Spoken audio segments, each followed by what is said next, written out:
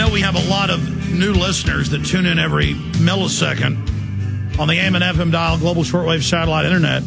So we just pulled up Newsweek for you. This is from 2 days ago, Friday, February 19th. The snitch in your pocket. Remember, I told you this in 96, 14 years ago. Law enforcement is tracking American cell phones in real time without the benefit of a warrant. But they don't tell you this was set up in 96 by federal law. See, they get it universally adopted, they get it implemented, and then they tell you about it. Well, let me go further. They're watching you with the cameras in your laptops and home computers. All the new computers have it. They're listening to you. They're tracking you. It doesn't matter if you're a government agent, a minion, someone who loves the system. This is Big Brother. This is unconstitutional. This is criminal. And they had all this in place before 9/11, but we still got attacked. And it turned out the NSA and branches of the FBI tried to stop the attack. I've had Anthony Schaefer of Able Danger on the Colonel, and they were blocked from doing it. And it's now been declassified that Sybil Edmonds, who was one of the FBI translators, said the CIA was running al-Qaeda on 9/11. Of course they were. You say, well, who flew the planes in the buildings? We don't know. We just know those guys were U.S. government agents, protected, trained at U.S. bases, on record, Associated Press, hidden in plain view. This is facts, folks. We don't get up here and report what we wish was the truth, or, oh, we wish the government was nice, or we wish all this hadn't have happened. This is the reality of what's going on. And remember, why would Google come out? Why would this school principal come out and say, yeah, we're videotaping you in your house? We're keeping everybody safe. They think it's their right to do it. They're throwing it in your face like you're going to accept it. Don't be radical. Go along with this. Is their line. You know, I'm doing a big investigation right now. It'll probably be a few weeks till we get to it on air. But send your tips to showtips@infowars.com. But I'm in contact. I've met with government officials. Public servants is actually what they are. Here in Austin and Travis County. And I'm getting the specific cases. And I want Art Aceveda to know this. And this goes for 800 plus other cities, where illegal aliens aren't just allowed to drunk drive, they are allowed to kill people. Illegal aliens are allowed to get so drunk, they run over whoever they want, they crash into a car full of kids, hurt people, and a month later run into an Austin, this is just one case, an Austin police officer's vehicle transporting a prisoner. Ooh, that'll freak them out. They know this case. The cops got mad. And they let him go without even a fine. And there's thousands. 65% of the crime in Austin, this is internal numbers, and Travis County, are committed by illegal aliens. More than half of the L.A. jail system is illegals. And they just let them go. And I've had Austin police tell me this. I've seen it in the news where sheriffs around the country, one case in Tennessee, arrested a van full of illegals being smuggled, and ICE wouldn't come pick them up. The point is, they tell you, we're doing all this surveillance to keep you safe. We're running checkpoints to stop drunk drivers, and we're taking your blood without warrants, because if it saves one life, it's worth it. Meanwhile, illegal aliens, think about Mexico. 100 million people, and a lot of the folks that come up here are bank robbers, murderers, rapists, arsonists, killers, pedophiles, you name it. Pickpockets, the list goes on, drug dealers, and they all come up here fleeing justice, and then they can use any ID they want. The Mexican consulate will give them as many IDs as they want under the consular matricula. It's like easier than getting something out of a Cracker Jack box. There's been big investigations in the state of Colorado on this, and that's my biggest frustration. I have all these investigations I could do.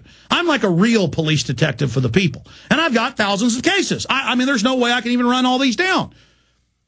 But this one is important enough that I am going to get on it. Because I want people, just in the town where I live, to actually know what's going on. I mean, I talked about one of my guys in here who formerly worked as a customer service rep with Austin Energy. You pay your light bill and your power bill, your gas bill to the city of Austin. It's the same in 800 plus cities. That's basically every major city and medium-sized town in the country. They're sanctuary cities. And you pay $200 to get your power turned on and your gas. and they use a matricular card, a fake ID, but they've been ordered to accept it. A citizen has to show, what is it, four types? Yeah. My issue is that he doesn't want to come on air because he formerly worked there. But the point is, they make citizens show all these forms of ID. But then illegals only have to show one. And what you said, 90% or more, 90% or more do not ever pay the bill. They just pay the down payment. 6 months later, their power's turned off. And then a new matriculate comes up at the same address. But then you were telling me if an old lady's $10 over, you turn it off. Yes. So citizens have the book thrown at them. So the illegals don't have to pay bills. They get to get welfare in 4, 5, 6, 7 different names. I've seen cases of over 14 different aliases and 14 different payouts to illegals, and they never get caught and they never get in trouble and they're above the law. And that's why you see illegals drive around in any major southwestern city. But you can even go to Illinois, New York, it's the same. Cadillacs, brand new Chevy trucks, just money pouring out everywhere. It's welfare. 30 million illegal aliens in the United States, and they don't have to pay anything. No insurance, no nothing. They have their regular jobs. They have their welfare payments. They don't have to pay their power bills, their light bills. They can drink as much tequila and cerveza as they want and run over whoever they want and they're let go. I've told the story 50 times. I'll tell it 51st time.